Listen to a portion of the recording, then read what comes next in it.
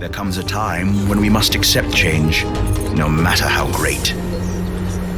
There comes a time when we must all leave home.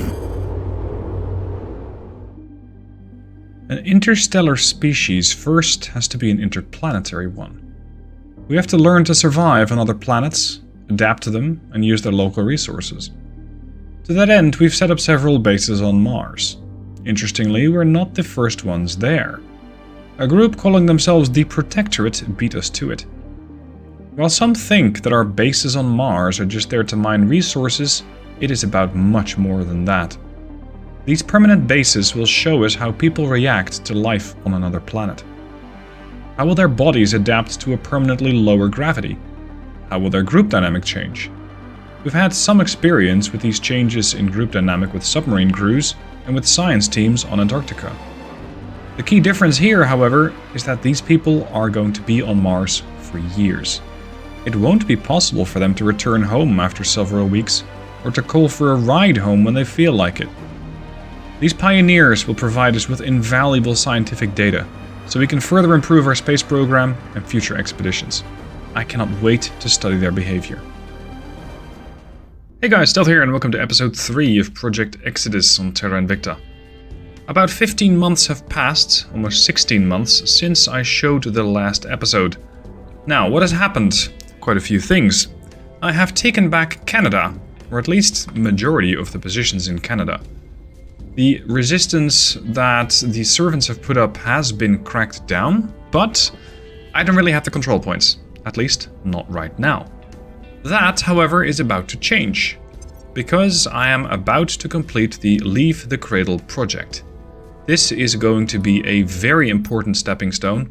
It'll also increase my management cap by another 25 points, so I can take Canada back entirely. As for the rest, well, I managed to get a 3rd position on Mars, and this is really quite interesting. Here's why. Mars had a couple of bases on it. Let's just go to Mars, that's easier. Mars had a couple of positions on it, and one of them, the first hab, was set down by the Protectorate. The Protectorate had this really nice position. I think it was the one that had a lot... I think it was Utopia Planitia. Anyway, one of these 3 was owned by the Protectorate. So I made contact with the Protectorate and said, hey, how do you want to trade? How much do you want to get if I take over your habitat on Mars? Now, it wasn't much at the time, because I think it was, let's say it was Arcadia Planitia. This base, no, sorry, it's the 3rd mining base. This base wasn't much when I got it. It was just an outpost core. They were working on a fusion pile and they were working on a mining complex. What the AI, I think, did not recognize was the strategic importance. Because when this thing becomes operational, it'll start churning out metals and nobles. Very important for the construction of spaceships. Same, of course, for volatiles. I do have the other 2 bases, and they will become operational, but this one, the 2nd mining base, on Luna that is, does not currently create any resources in the form of volatiles, which I do need. Mining base 1 on the moon similarly does not create a whole lot, so I was looking for mining bases 1 and 2 to create that, and this one does, but it doesn't generate any nobles. The 2nd mining base generates some nobles, but almost nothing. So I was extremely happy when I was able to trade a very simple space station around Earth for this, because this is going to kick my noble production into gear. It'll be nearing completion. It's going to be completed in about a month. As for the other mining bases, this one is going to take a little longer. It's going to be ready in June, and the other mining base is going to be ready in August. So at that point, so let's say August, maybe early September, I'm going to have a lot of resources coming in, and it's only 2027. Now, I have created the station that I kind of sold to the Protectorate, and that is now the Swigert station, which I have in orbit. It's a low Earth orbit station, and it's just the replacement of what I had. So it's just 2 information labs and 2 power plants, so 2 solar collectors in this case, and that's enough. And this this setup is what I sold to the Protectorate, and they were very happy to part ways with their very strategically positioned Mars base, whereas they could very easily throw something like this up. The final thing I want to show you is the Earth shipyard that I have. It is on extreme Earth orbit, making sure that I can build ships there and immediately send them out because they don't require a lot of Delta V. It only has a space dock and a power plant, and that is all. That's all that I need for now, but I have not built any ships. That's what I want to do in this episode, because eventually we're going to be able to get to the stars. We haven't researched the project yet. That's going to allow us to go to Jupiter, I believe. Or have we? There's been so much happening since I showed you what happened last. But it was mostly just clicking through, so I decided to skip that part. Jupiter. Here's Jupiter. Show me one of the moons of Jupiter. Let's say when I go to Europa. No, we don't have the project yet. And that's fine. Because at some point it'll pop up, and by that point in time I want to be ready with a ship. Here's the problem though, I kind of need those mining resources because I'm going to need volatiles. So building a ship right now, or designing a ship right now is possible, but actually building the ship is not. I would love to get a survey ship going. So let's say we're going to build a drive, and that's going to be the ion drive, because it's going to be extremely effective or extremely efficient. We're going to throw in some propellant tanks and we'll fill that out later. I want to have a very light aluminum or aluminium fin radiator system. The alternative is titanium. Titanium is more expensive because it requires nobles, which I will not be getting very quickly. Metals I have plenty of. Then we're going to need a battery. I only have one researched. I'm going to need a utility module in the form of the Mobile Space Science Lab, because it will it will grant me the ability to prospect space bodies and thus get a sort of head start on surveying stuff, because this ship is going to be substantially faster. I will not be installing a weapon system on this ship, and that leaves the power plant, which is going to be the Solid Core Fission Reactor 1. This gives the ship a fairly low cruise speed. Cruise acceleration is only 0.29 millig's. I can up that to 0.56, but I also want to make sure it doesn't get too expensive. This does add a little bit of cost, not that much. If I add more propellant tanks to make sure it can go to... Well, let's say I want to go to Jupiter. How much does that require? I want to go to Jupiter. If you add the ship first, that's also going to take these situations into effect. So I'm going to go to, let's say, Europa. Sorry, that's my origin. My origin is going to be the Earth shipyard, Sadabai station, and we will end up in orbit of... Wrong planet. Europa. We're going to go to low Europe orbit, and that's going to require, depending on how fast you want to get there, 45 kps, so 45,000 delta V, which I have. It's just that currently I don't really get there very quickly. Time to arrival is 85 weeks, so more than a year, way more than a year. Sadly, I don't really have anything that can go faster at this point. I could go with fewer fuel tanks, thus making my cruise acceleration quite a bit higher. Let's say I give it 0.70. That means my transfer time is only 75 weeks, but I do burn most of my fuel getting there. Getting back, well, let's say we won't be getting back. It's a one-way trip, which is something I do not want to do. I don't mind the ship going there and then deciding at that point that I just want to survey the whole system and not do anything else. But for now, I do feel a bit more comfortable if I give the ship slightly more fuel and slightly less propellant or slightly less acceleration. So let's say we're going to go with this, and that will be fine. So this is going to be 85 weeks from Earth to Europa, and I can already build the ship. I can already send the ship. And kind of wait for this thing to catch up, the research that is. So this is going to be the, let's make it a Star Trek reference, shall we? The Delta Flyer. I'm also going to have to add at least the type of armor that I want. I don't actually want any armor because it's only weight that I won't use, but whatever. So that's the Delta Flyer. I can already start building it. That is, if I would have enough water and if I would have enough volatiles and metals, sorry, nobles. So right now, That's a big no-no, and I cannot build that yet. Could I perhaps purchase those resources from anybody? What do these guys have? I believe that very few factions actually have anything that is going to help me. Especially when I'm looking at volatiles, the only one that have that are Humanity First. And I kind of doubt that they're going to be willing to part ways with it. Maybe I can sell them some boost, because I have a lot of boost available. They have a pretty formidable amount of mission control available. They're getting some metals, they're getting some nobles, they're even getting some fissiles, but not... Well, they don't have as much as I do. The question is, will these guys even deal with me? Speaking of dealing with me, by the way, I had a bit of a run-in with the Academy. I may have purged one of their control points, and they were not happy about that. So they went from relations tolerance with my faction to in conflict. I then sold them some cheap organization for nothing. So I essentially gave it to them, and they were perfectly happy with that. So once I gave them that, they just calmed down, and they said, okay, this is fine, we're going to be tolerating you once again. So perfect. Excellent. Now I can try talking to Humanity First and see if they want to give me / buy from some of that volatiles. So let's set one of our counselors to work. Who is going to make a call to Humanity First? Shit, nobody. Nobody, because I don't know of any counselors. Okay. Well, that's a bit uncomfortable. I'm going to have to investigate a counselor and figure out if I can find one who I can actually talk to. Ready for orders. Grace, I also need you to start investigating somebody. You're going to go to Montevideo, Uruguay, and you're going to investigate the guy over there. Ready to go.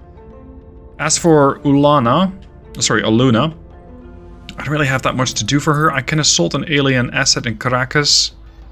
The problem is the alien asset over here is a alien megafauna, which I think she's not quite equipped to deal with on her own.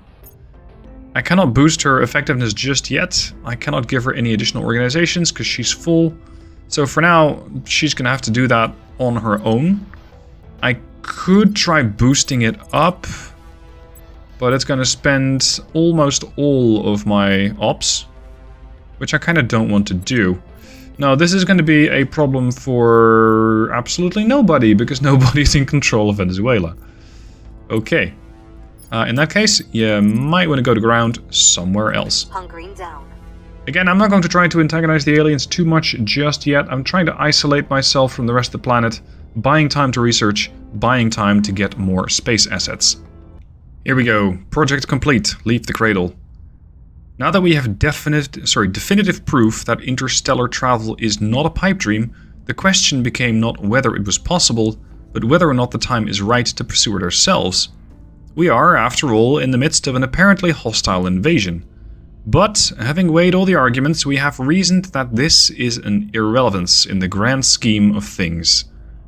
Any romantic attachments to humanity's ancient birthplace must be now shed, for we truly belong among the stars. Objective completed. I get another 25 control points that I can get, or at least 25 budget if you will, and it spun off another organization, Exodus Engineers, which is in our faction pool, maybe assigned to a counselor. Let's have a look. Debate has raged as to our next move. Some among our group have insisted that it is our responsibility to oppose the alien attempts to gain control over humanity. Others have argued that we should pursue some sort of negotiated solution or peace. Ultimately, though, one faction has prevailed over the others. For the first time in human history, we are on the verge of gaining the ability to leave our solar system and to become a multi-stellar species.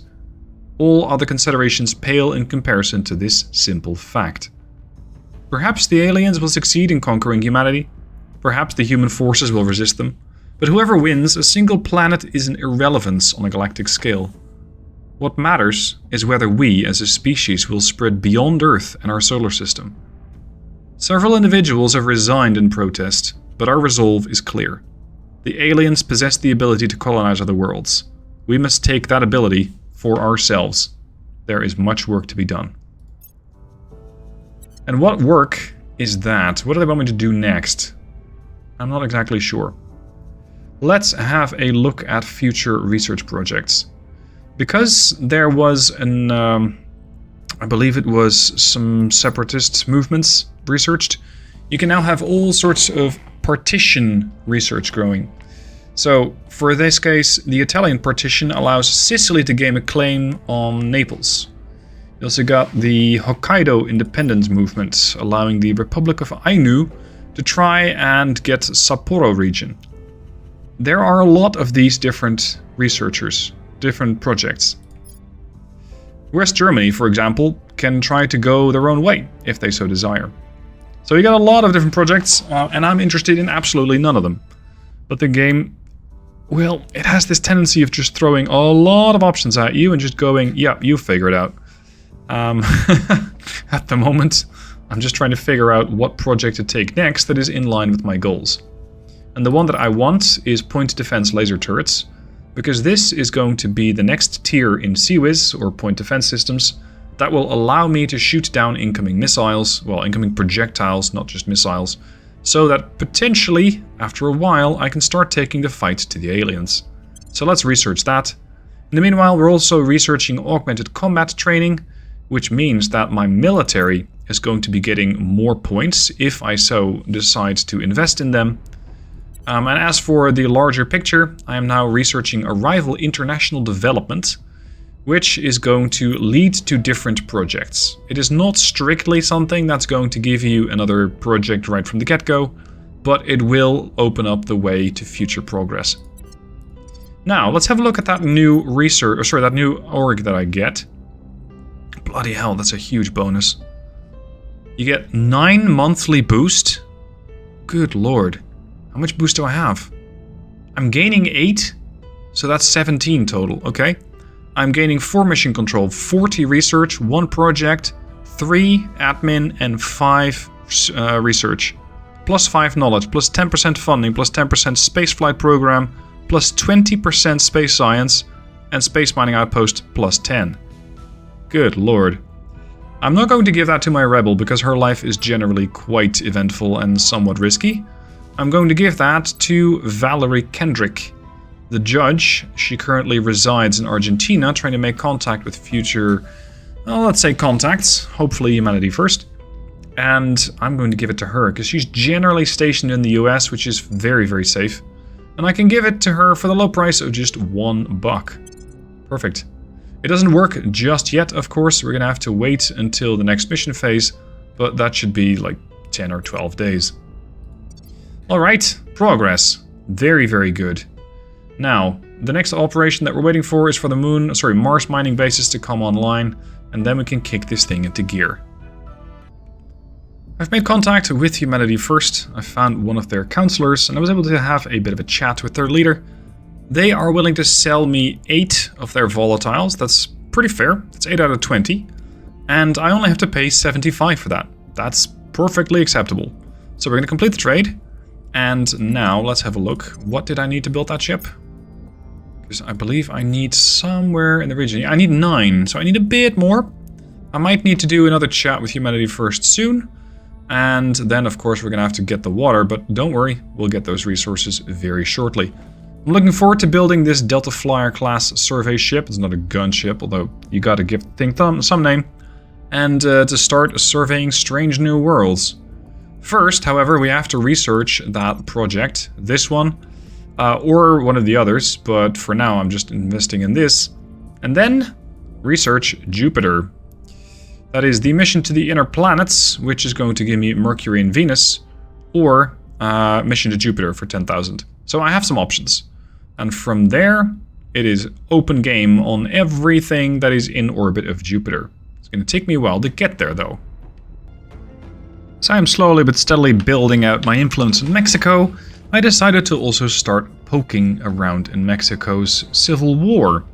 Or rather, that's what it's reached right now. My rebel, Aluna, has been doing some stoking, and it's been successful. Now, who's in power here in Mexico? Me, all of a sudden. Because they just had a civil war, 2 sides flipped to my control point. I didn't have to lift a finger. Well, And maybe throw a couple of Molotov cocktails at somebody, but hey, you gotta do something in order to get Mexico, right? So, yes. Initially, I was not planning on getting Mexico back. So now that I have it, I'm kind of going, yeah, okay. Because I had this thing set to spoils for quite a while. Which means I was actually destroying the economy rather than trying to build it up. I'm going to now focus all the efforts on making Mexico a bit safer, making sure it is not very unequal. So I'm going to be spending on welfare programs. Knowledge, I say, takes a little bit less of a priority. The economy is definitely key, and getting some points into Unity also very welcome. As for building an army, I don't think I need it in Mexico because their space or their military is only atomic age, so it's 3.7. Mine over here is 4.7. If I want a military unit, I'll get it over here. And every now and then one of them pops up, but I'm spending so little on the army that I currently don't really expect to get any results anytime soon. Anyway, if you have a nation that you have trouble getting into, simply because you don't have a lot of influence there, simply because you're not that good at doing crackdowns or you're not that good at doing purge missions, you can always try to boost your influence with a public campaign mission or two, and then slowly but steadily push these guys all the way into a full insurrection, which means that the powers that be get completely removed. And in this case, that is the servants. That is good news, and it is somewhat bad news, because now the servants... The servants still tolerate me. I just caused a revolution in Mexico, but they don't know that. No, they probably do, because you do get this pop-up, at least when you're a player, saying, hey, this caused a bit of a revolution, and, you know, the parties who actually supported that revolution, or who caused the revolution, are the ones that benefit and gain control points. So that would be me. So yes, they might know that something is up anyway. Alright, let's hold and control our our points over here. And let's see. Is there at all a chance that I can purge the last control point? No. Size of the economy is still too great. There's a difference in ideology. Yes, I would say so, because we're currently an anocracy. Sorry, an anocracy. And I would rather see this become a democracy, but that's going to take a while. So first up, defend, and then make sure that we have a bit more likeness to the US, shall we say. As for Aluna, I'm going to park her for a bit. I can have her assault alien habs, but there's currently really not that much that I need to be worried about. By the time that whatever's growing in Venezuela comes out of Venezuela, I can have the US military in position. So I don't mind if it starts rampaging around here a bit. I'm not playing humanity first. I'm not that strictly trying to defend all of humanity's interests. Yes, the aliens are a threat, sure. But at the moment, they're not such a threat to me. They're not really... Well, you heard the intro. If it's just one planet, it's fine. If it becomes a lot of planets, or if we are at the verge of extinction, then we should probably start to worry a bit more. As for my ship, Task Force 1, this is the Delta Flyer. She's still currently docked at the station, which is why you can't actually see it. But if I go to their shipyard, there it is. I still don't think it is exactly docked. I mean, it's close to the station, but they could have done with a bit of a better docking animation. The ship is still there, the ship is waiting, and she is eagerly awaiting the research project that I have coming up on August 13th. It is going to take another half a year, another 5 months, in order to complete this mission, and then I can immediately send my ship out, which should get there faster than a research probe. I'm also working on additional research technologies such as solar steamers and some Cobra missiles, and I'm considering going heavy on space propulsion so that I'll be able to get to other planets faster and get habs over there, because I still have a bit of mission control cap, and currently I'm not really using it for anything. I'm kind of saving it up so that when Jupiter becomes available, I can immediately leap out and take it. After some upgrades, the Delta Flyer is our latest and greatest ship and is eager to depart for Jupiter, or at least one of the moons of Jupiter. Now, she's still docked at the Earth shipyard, and I have upgraded her to improve her capabilities. She now has the highest tier reactor that I have available. All I have to do now is set sail. Let me show you again why this is critical that you have one of these scout ships, or why I think it's critical. If I would like to survey what is in orbit of Jupiter, it's going to take me a while to get there. I need to send a probe, and let's say I want to survey Europa. I can do that. It's going to take me 1,243 days. That is quite a lot. That means it's about 4 years. 4 years, but a little under 4 years before I get there. If, however, I send my ship, the Delta Flyer, we're going to take a lot less time. I'm once again going to go to Europa, and if I go there at best speed, I'm going to take 75 weeks. That's it. I'm going to take less than half of my fuel to get there, and this will allow me to start surveying the place a lot sooner. Arrival is going to be 9th of February 2030, so these guys are going to be transiting for a long time, but that is fine. We are finally going to be able to get to Jupiter, survey it, and eventually start claiming worlds or moons around it, because that is my goal. That's where I want to go.